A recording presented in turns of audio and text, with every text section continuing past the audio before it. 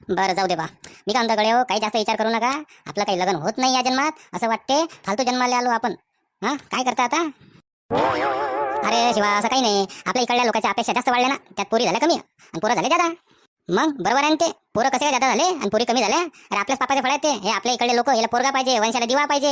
हा त्या आकर्षणा करून पोरी पोटातच पाळून टाकल्या. आणि आता पाय पोरं झाले जादा. आता पोराला भेटून नाही राहिला पोरी. हा स्वतःला पोरगी नाही पाहिजे आणि लग्न करायला पोरासाठी पोरगी पाहायला फिरून राहिले.